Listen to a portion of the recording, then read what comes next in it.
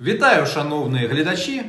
З вами Вадим Сидоров, етнолог, докторант Карлового університету у Празі, а так само представник Смоленського республіканського центру.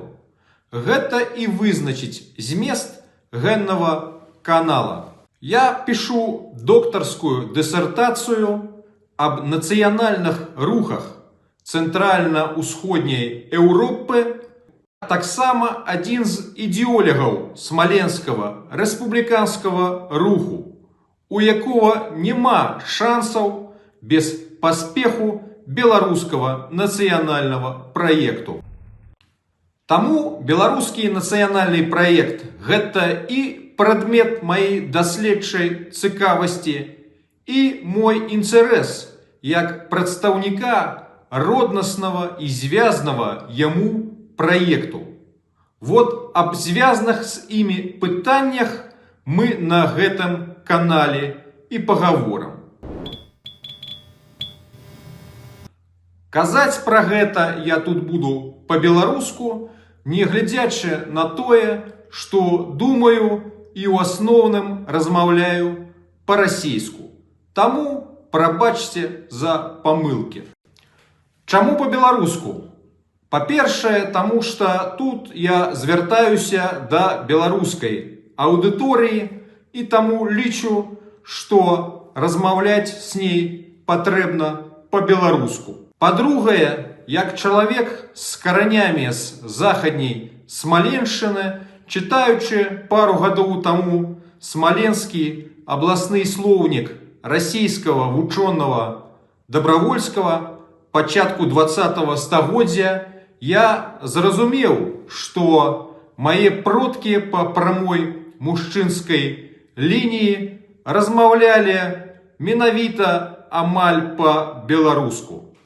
А чытаючы даследаванне іншага расійскага вучонага Яўгена Будды пра разанскую народную гаворку, я зразумеў, што іншыя мае продкі з Разані таксама гаворілі на мове вельмі блізкай да старабеларускай.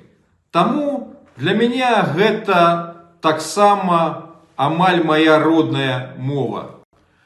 Магчыма, у кагосьці знікнуць пытанні, што намалёвана на маёй застаўцы. Справа у захадняй частцы гэта партрэт Янкі Станкевіча. Ён вядомы як філолог і гісторык, але мне ён цікавы таксама як ідэолог і палітык. Гэта ён абгрунтаваў, што старажытна-беларускі ці великаліцвінскі корань маюць не толькі крывічы, драгавычы і радзімычы, але і северані і вяцічы. Адпаведна, гэтую мапу мы склалі на падмурцы ГІО уяўленняў. А адразу скажу, што гэта не мапа дзяржавы і не мапа сучаснага беларускага народу. Мы не прапануем ні далучаць да беларускай часці сённяшняй Расіі, не размываць беларускую нацыянальную ідэнтычнасць, якая, наадварот, сёння мае патрэбу ва ўмацаванні. Але трэба зразумець і іншае. Калі Зянон Станіславович Пазняк кажа, што Мордар павінен быць разбураны, гэта не толькі гучны лозунг, але і нацыянальны імператыў.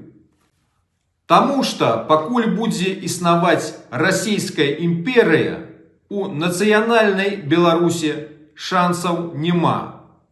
Але распад расійскай імперыі гэта не толькі пра Чачню ці Татарстан.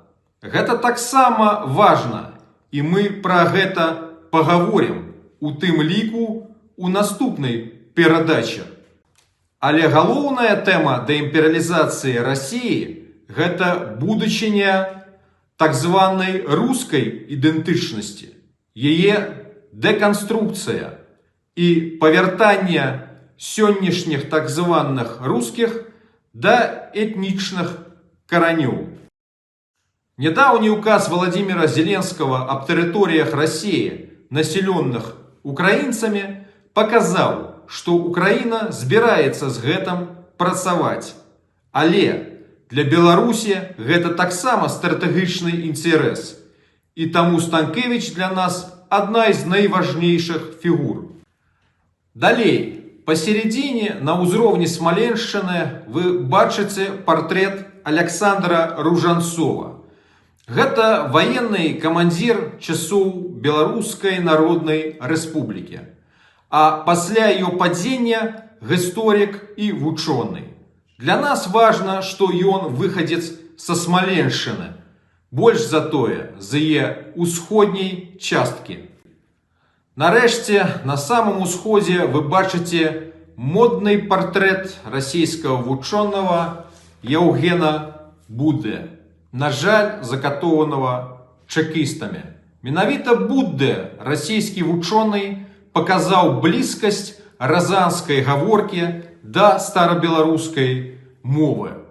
На его працы и на працы іншого российского вучоного, выходца з Браншчыны, Расторгуева, абапіраўся Станкевич. Нарэшце, два крожачыя львы, якіх вы бачыце, гэта асабісты герб Фёдора Юрьевича, сына смоленского князя Юрия з династии Ростиславовичаў и разанской княжны Алены. Менавіта гэты сімвал прыняў у якасці герба наш смоленскі рэспубліканскі рух. Ну, вось мы и представилися. А наступный раз ужо пачнём размову аб наших темах. До побачення!